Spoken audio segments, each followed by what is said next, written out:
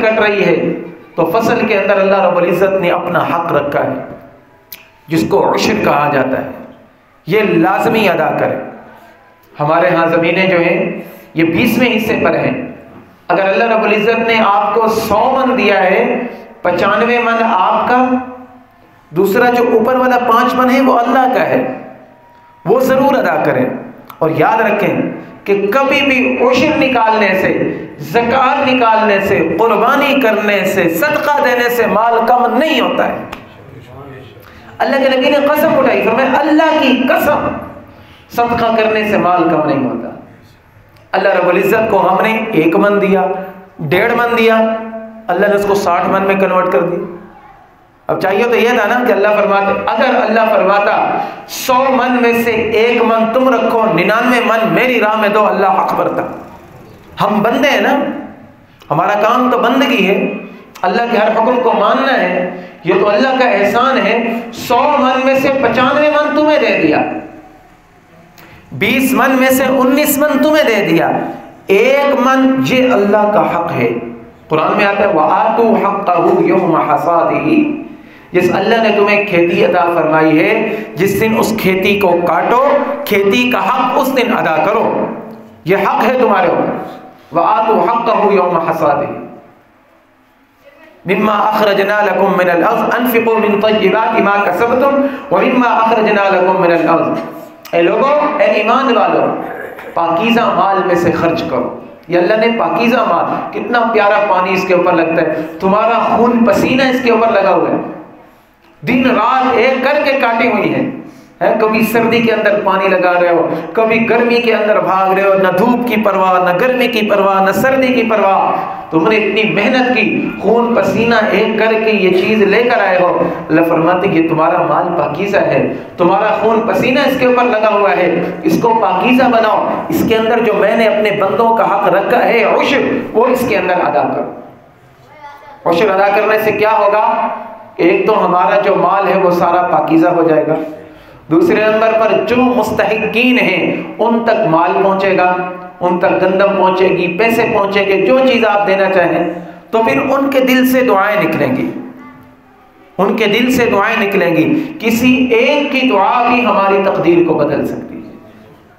اس لیے حضرت معاذ بن جبل رضی اللہ تعالیٰ عنہ فرماتے ہیں کہ رسول اللہ صلی اللہ علیہ وسلم نے مجھے یمن کی طرف گورنر بنا کر بھیجا اور مجھے کہا کہ اے معاذ، آپ یمن کی طرف جا رہے ہیں، وہاں پر دیکھیں 2 قسم کی زمینیں ہوں گی۔ جو زمینیں بارانی ہیں، قدرتی پانی سے جو سیراب ہوتی ہیں، اس میں 10واں حصہ لینا ہے، 10واں حصہ، 100 میں 10 من۔ اور جو زمینیں کنویں کے پانی سے سیراب ہوتی ہیں، جن کے اوپر خرچہ وغیرہ کیا جاتا ہے، اس کے اندر سے تم نے 20واں حصہ لینا ہے۔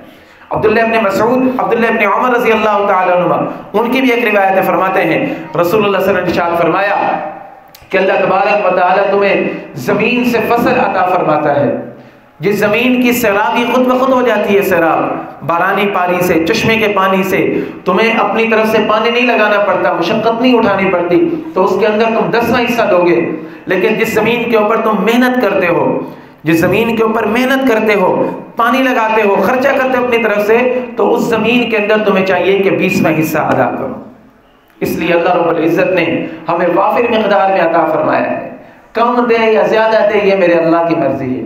دیکھو ایک ہی قسم کا بیج اگاتے ہیں، 60 میں زمینیں ہوتی ہیں، کسی کی 40 من آ جاتی ہے، کسی کی 60 من آ جاتی ہے، اور کسی کی 1 من بھی نہیں آتی۔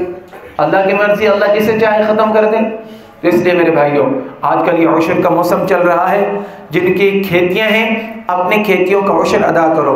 جن کو اللہ رب العزت نے مال عطا فرمایا ہے، اگر اپنے مال کی زکوٰۃ ادا نہیں کی تو مال کی زکوٰۃ ادا کرو، عشر کی قیمت لگا کر حساب کتاب کر کے نکالیں، اور زکوٰۃ کی قیمت لگا کر حساب کتاب کر کے نکالیں۔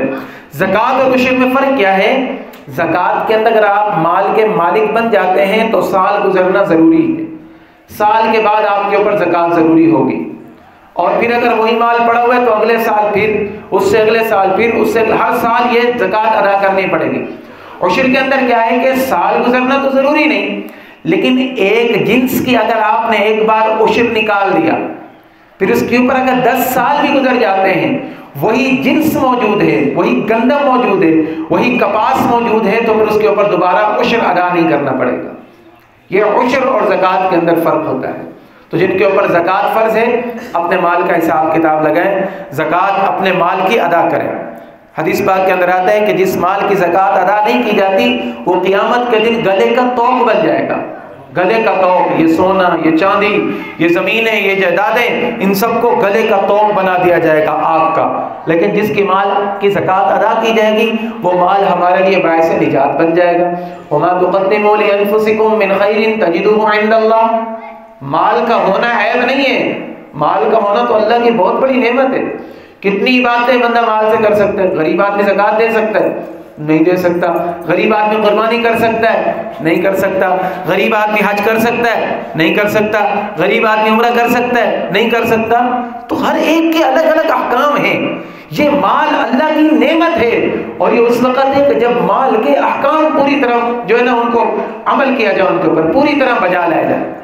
اسی طرح اللہ رب العزت نے ہمیں کھیتیاں عطا فرمائی، اللہ نے ہمیں مال عطا فرمایا، ان کے اوپر جو حق بنتا ہے اس حق کو ادا کریں۔ اور اس کے ساتھ ساتھ رمضان المبارک کا مہینہ گزر گیا ہے، مسجد کے اندر نمازیوں کی تعداد بہت کم ہو گئی ہے۔ غالباً اکثر کھیتوں وغیرہ کے اندر ہوتے ہوں گے، تو کوشش کریں کہ کھیت کے اندر نماز کا ٹائم ہو جائے، آپ کے پاس صافہ ہوتا ہے وہاں پر پڑھ لی کریں، اگر قریب ہوں تو کوشش کریں مسجد میں آ کر پڑھیں۔ حدیث پاک کے اندر آتا ہے کہ جو جماعت سے نماز پڑھی جاتی ہے نا 27 گنا اس کے زیادہ اجر ملتا ہے، 27 گنا زیادہ اجر ملتا ہے۔ تو کوشش کریں مسجد کے اندر آ کر، ورنہ جہاں پر ٹائم ہو جائے 5 ٹائم نماز کا اہتمام کرنا ہے۔ اللہ رب العزت سے دعا ہے جو معروضات پیش کی اللہ تعالی عمل کی توفیق عطا فرمائے۔